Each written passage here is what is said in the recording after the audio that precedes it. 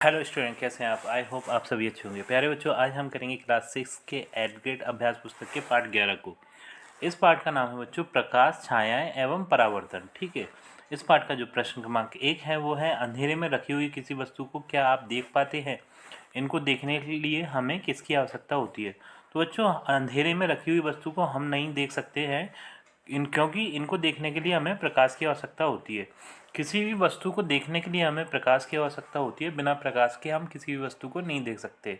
ठीक है बच्चों, अब चलते हैं अगले प्रश्न की ओर। बच्चों, प्रश्न क्रमांक 2 है वो है, किसी वस्तु की छाया कब और क्यों बनती है? तो इसका उत्तर आप लिखेंगे, जब कोई अपारदर्शी वस्तु। बच्चों, अपारदर्शी वस्तु उस वस्तु को कहते हैं जिस वस्तु के प्रकाश आर पार नहीं जा सकता। मतलब इसी साइड रहेगा, वो परावर्तित हो जाएगा, लेकिन है ना इस साइड नहीं निकल पाएगा। जैसे ये एक वस्तु है, ठीक है, और प्रकाश आर पार नहीं निकल सकता, उस वस्तु को हम अपारदर्शी वस्तु कहते हैं बच्चों। ठीक है।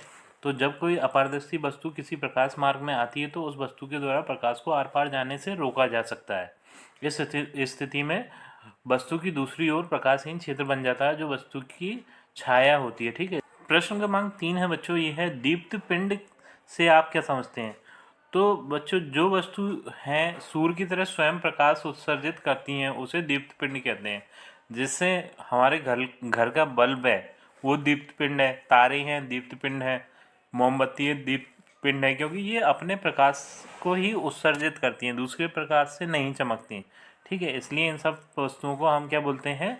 दीप्त पिंड बोलते हैं बच्चों। अब चलते हैं अगले प्रश्न की। प्रश्न क्रमांक 4 है, हमें स्पष्ट प्रतिबिंब कैसे प्राप्त होता है? तो इसका उत्तर लिखेंगे हम, दर्पण के परावर्तन से हमें स्पष्ट प्रतिबिंब प्राप्त होता है। क्योंकि बच्चों, जो दर्पण होता है वो संपूर्ण प्रकाश को परावर्तित कर देता है। ठीक है, इसलिए जो दर्पण के परावर्तन से हमें बिल्कुल ही स्पष्ट प्रतिबिंब मिलता है।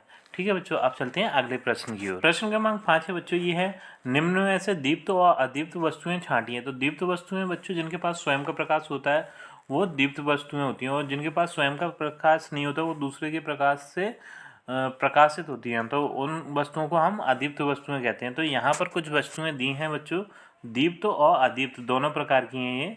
तो इनमें से छांट कर इस जगह पर हमें दीप्त वस्तुएं लिखना है, जैसा कि मैंने लिख दिया है बच्चों, देख सकते हैं। सूर्य, टॉर्च लाइट, आकाशीय बिजली की चमक, सड़क की लाइट और गाड़ियों की लाइट, ये सभी क्या है? दीप्त वस्तुएं। दीप्त वस्तुएं इसलिए हैं क्योंकि इनके पास स्वयं का प्रकाश होता है। और इस तरफ मैंने अदीप्त वस्तुओं को लिख दिया बच्चों, जैसे कि वृक्ष है, कपड़ा है, लकड़ी है, साइकिल है। ठीक है, ये क्या है? अदीप्त वस्तुएं हैं क्योंकि इनके पास स्वयं का प्रकाश नहीं होता बच्चों। अब चलते हैं अगले प्रश्न की ओर। प्रश्न क्रमांक 6 बच्चों, वो है, पारदर्शी वस्तुओं से आप क्या समझते हैं? उदाहरण सहित समझाइए। तो पारदर्शी वस्तुएं हम उन वस्तुओं को कहते हैं बच्चों, जैसे कि एक ये वस्तु है, इसे एक वस्तु मान लेते हैं और प्रकाश इसके आर पार निकल जाए तो वो पारदर्शी वस्तुएं कहलाती हैं। जैसे हमारे घर की खिड़कियों में जो कांच लगा रहता है उसके आर पार प्रकाश निकल जाता है तो वो पारदर्शी वस्तु है बच्चों। ठीक है। अब इसका उत्तर आप लिखेंगे, जिन वस्तुओं में से प्रकाश आर पार गुजर सकता है अथवा जिनमें से हम आर पार देख सकते हैं उन्हें पारदर्शी वस्तु कहते हैं। इसके उदाहरण में आप लिखेंगे, कांच, जल, वायु आदि, इन सभी के आर पार हम देख सकते हैं या फिर इन सभी के आर पार प्रकाश निकल जाता है, इसलिए ये कैसी वस्तुएं हैं बच्चों? पारदर्शी वस्तुएं हैं। अब चलते हैं अगले प्रश्न की।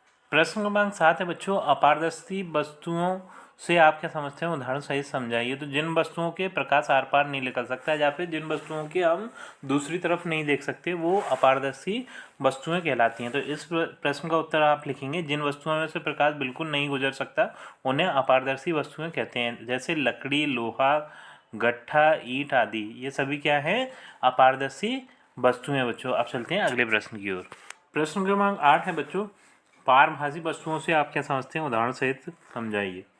तो इसका उत्तर लिखेंगे, जिन वस्तुओं में से प्रकाश थोड़ी मात्रा में से गुजर सकता है उन्हें पारभासी वस्तुएं कहते हैं। ठीक है, मतलब कुछ प्रकाश का हिस्सा तो है ना परावर्तन हो जाए और कुछ आर पार निकल जाए तो ऐसी वस्तुओं को हम पारभासी वस्तुएं कहते हैं। तो ये इसके उदाहरण आप लिखेंगे, घिसा हुआ कांच, मोमी कागज, धुआं, कोहरा आदि। ये प्रश्न क्रमांक 9 है बच्चों, सूची क्षेत्र कैमरे की क्रियाविधि चित्र सहित बताइए। तो आपकी किताब में से आप इसका सूची क्षेत्र कैमरे का चित्र यहाँ पर बना लीजिएगा बच्चों। ठीक है, और इसकी क्रियाविधि मैंने इस जगह पर लिख दी है, आप यहाँ से देखकर लिख सकते हैं। ठीक है बच्चों, वीडियो को पॉज करके पूरी क्रियाविधि आप लिख लीजिएगा। अब चलते हैं अगले प्रश्न की ओर। प्रश्न क्रमांक 10 है बच्चों, ये है एक प्रयोग के माध्यम से बताइए कि प्रकाश एक सरल रेखा में गमन करता है। तो आपके बुक में बच्चों पेज नंबर 111 में एक चित्र बना है बच्चों क्रियाकलाप 6 पर, जिससे आप यहाँ बना सकते हैं बुक में से देखकर, ठीक है। और इसकी पूरी क्रियाविधि मैंने यहाँ पर समझा दी है, आप वीडियो को पॉज करके लिख लीजिएगा बच्चों। ठीक है बच्चों, इसी प्रश्न के उत्तर के साथ हमारी ये वीडियो कंप्लीट होती है बच्चों। आई थिंक ये वीडियो आपको पसंद आई होगी। यदि आपको वीडियो पसंद आई हो तो वीडियो को लाइक कर दीजिए, चैनल को सब्सक्राइब कर दीजिए। आपसे मिलते हैं अपनी अगली वीडियो में।